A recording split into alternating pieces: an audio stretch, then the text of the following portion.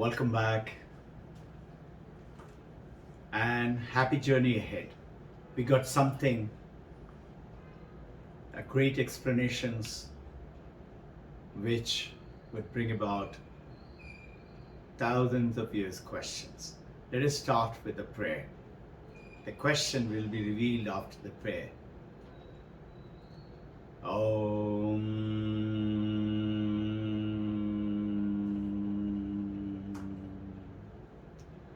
Asato ma satgamaya tamaso ma jyotirgamaya mrityurma amritam gamaya.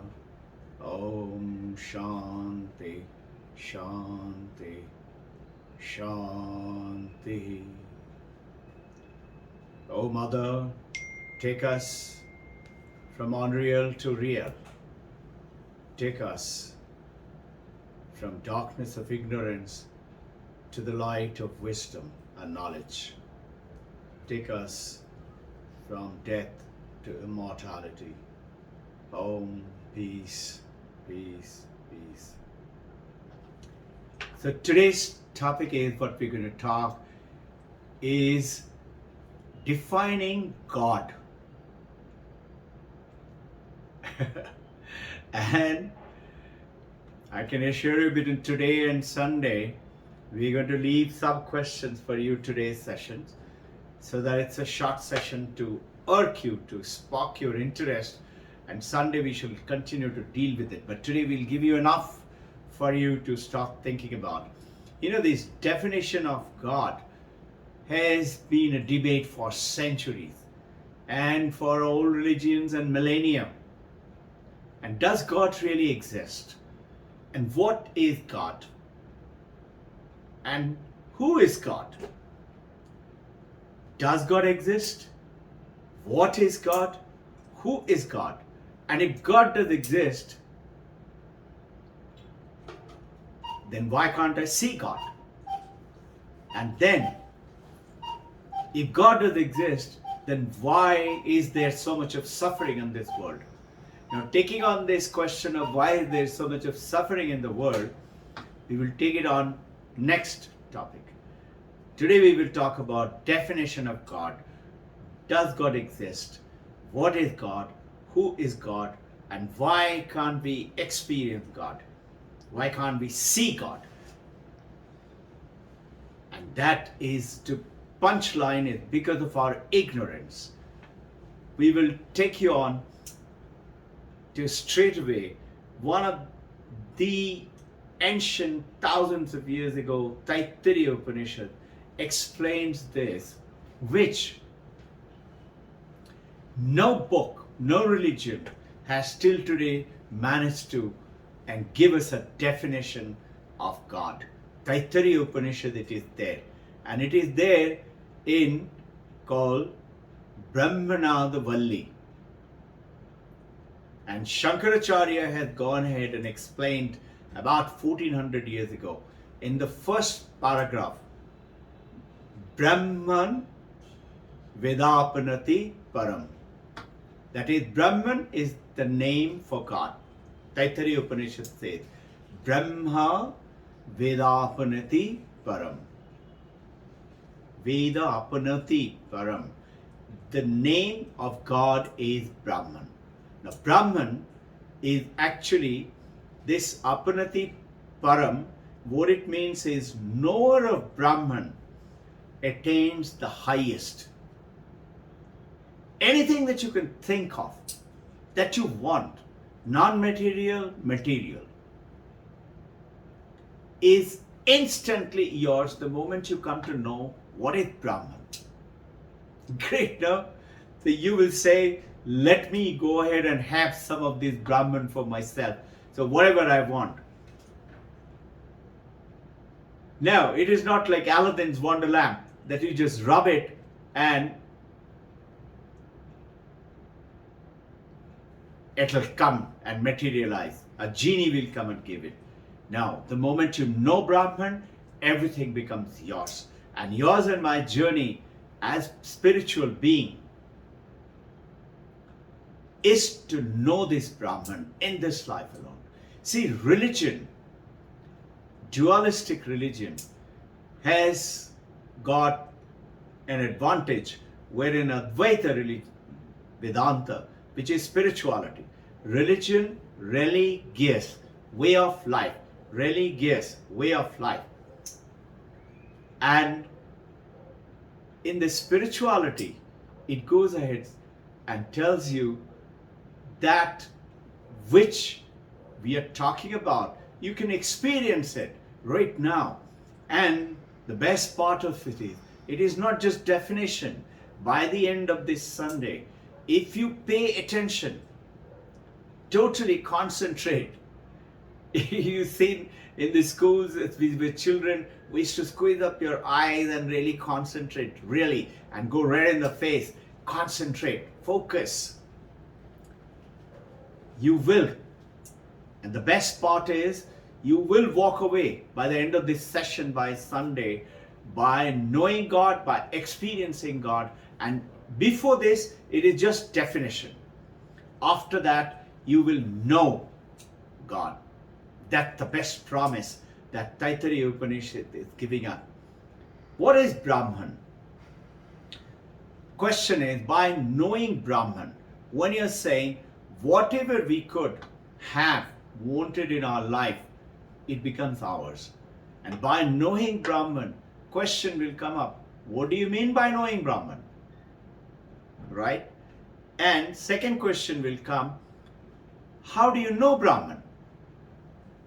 What do you mean by Brahman? How do you know Brahman? And what do you mean by attaining the highest when you come to know Brahman? What does that mean?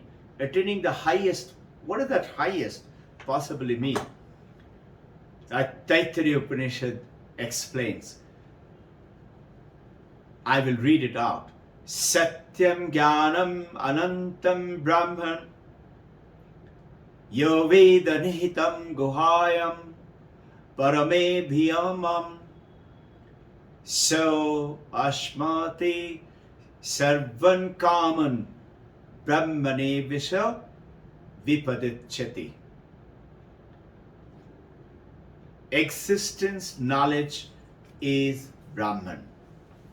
Existence knowledge is Brahman. Satyam Jnanam Anantam Brahman.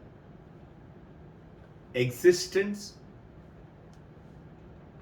Jnanam knowledge, Satyam existence, Jnanam knowledge is Brahman.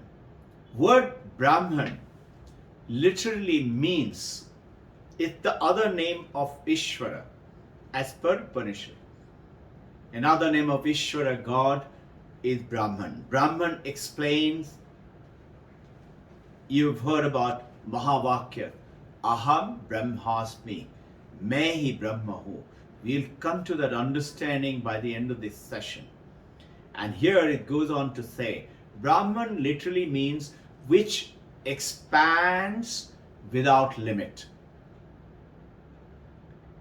In other words, it means vast. And this swells, swelling, and there is no limit at the end. No limit. Vast. In Sanskrit, Brihatapa, Brihagantva, Atman, Brahmavati Yate. I will say it again. Brihatava, Bringanitva, Atma, Brahmavati Yate. Brahman is that which swells, and another name is vast. Vast what?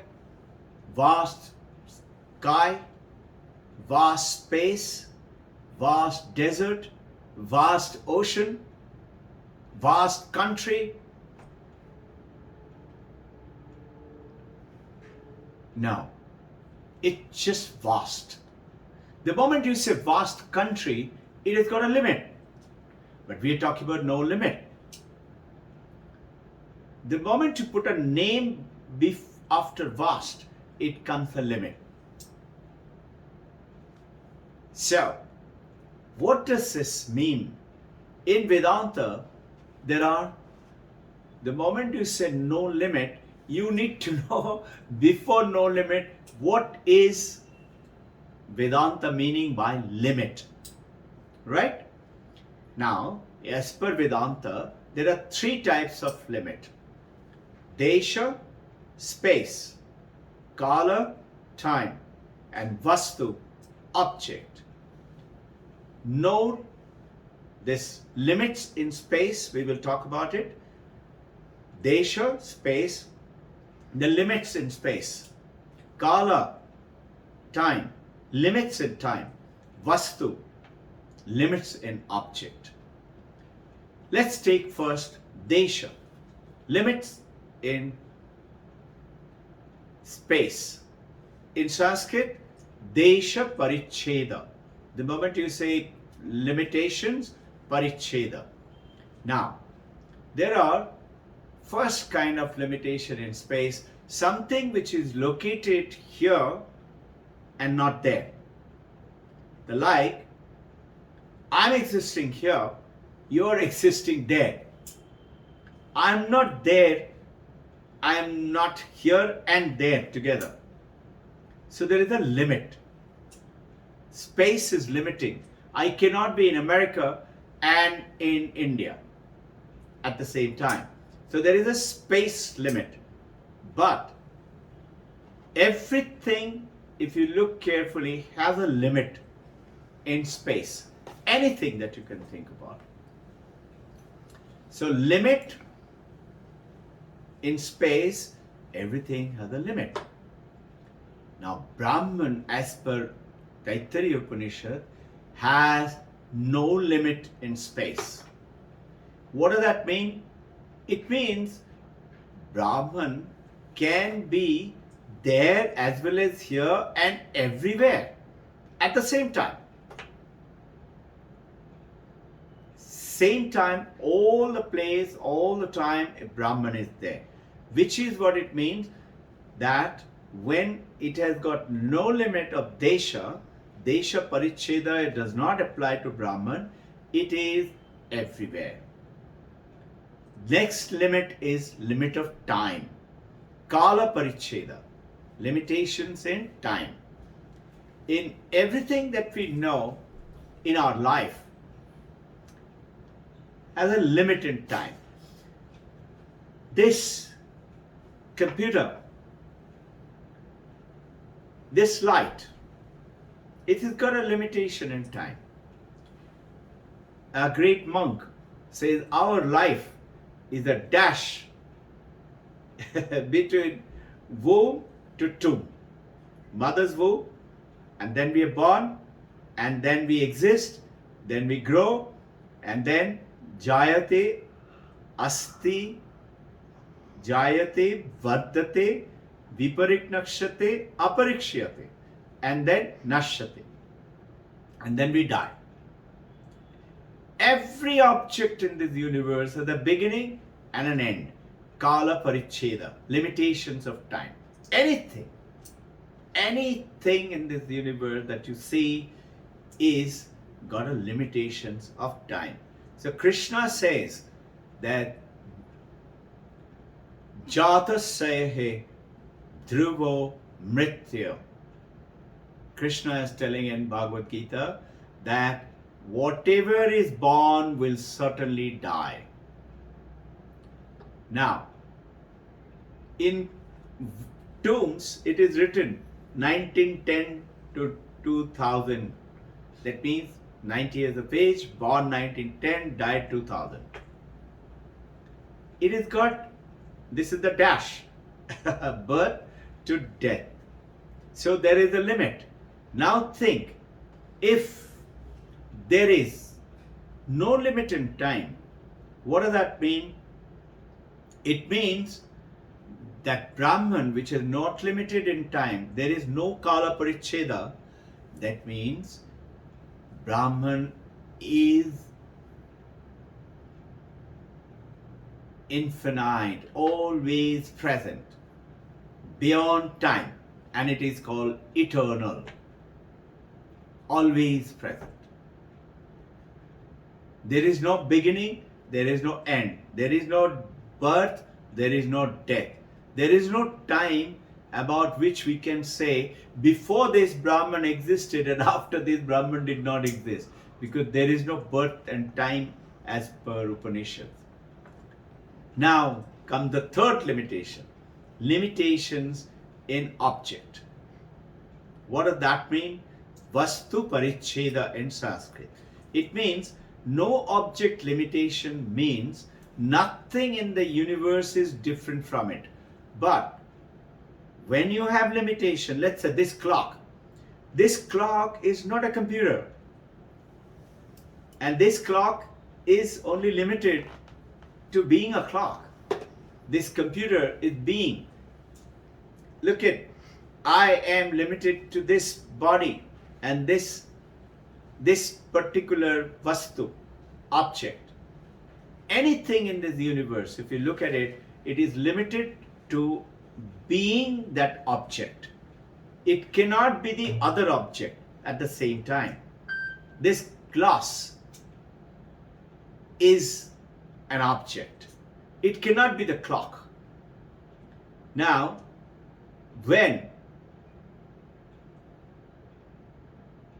as per Taittiriya Upanishad, when there is no Vastu Paricheda, which is Brahman, no Vastu Paricheda, what does it mean?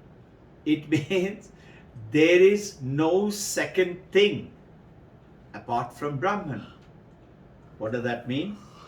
That means Brahman is in this, Brahman is in the glass, Brahman is in the computer, Brahman is in me, Brahman is in you.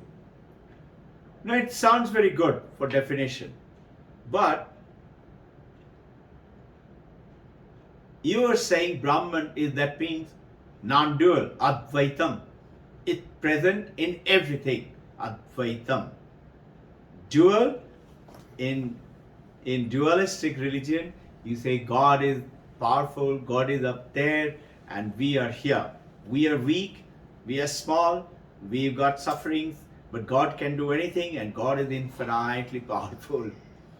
But look at carefully, in dualism, dualistic religion, God is separate from you.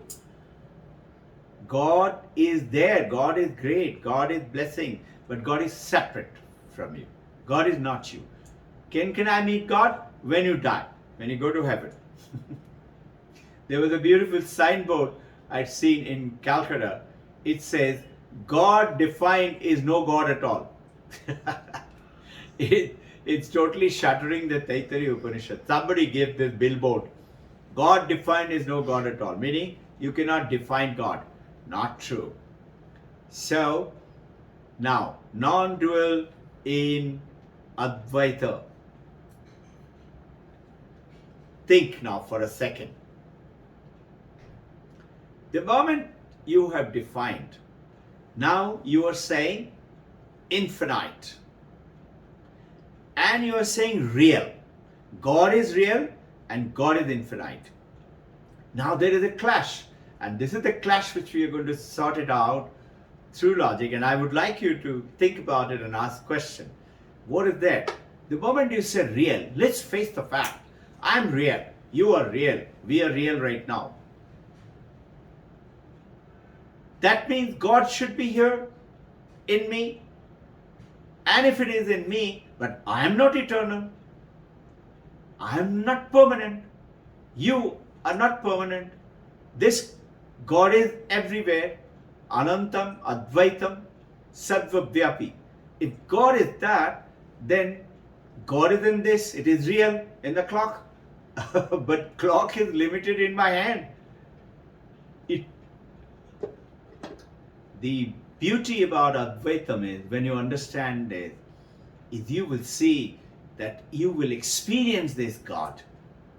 How is that we are going to deal with it? But look at the clash.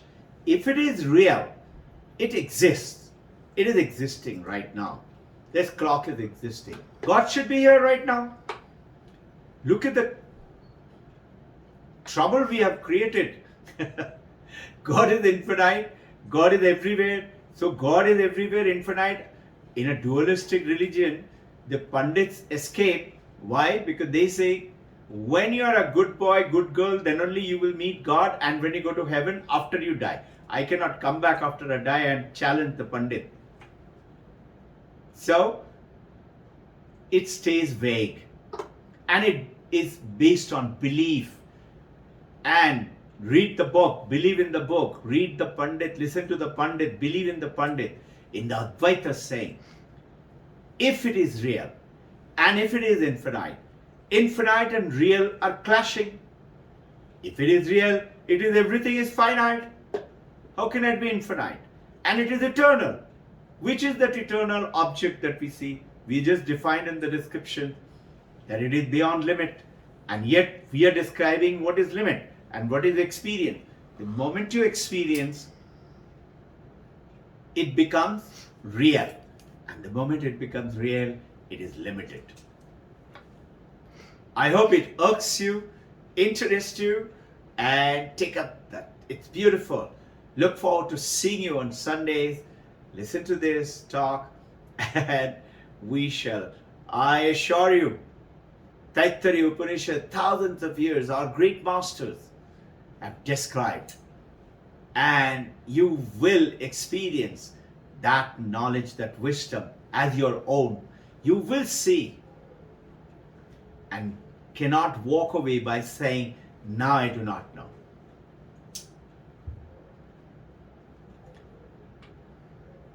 Purnamada Purnamedam Purnat Purnamudachyate Purnasya Purnamadaya Purnasya Vashishyate. Purna, this is Purna. That is Purna. Purna takes birth from Purna. When you take away Purna from Purna, Purna alone remains. A beautiful sloka and so appropriate to the topic. Jai Guru.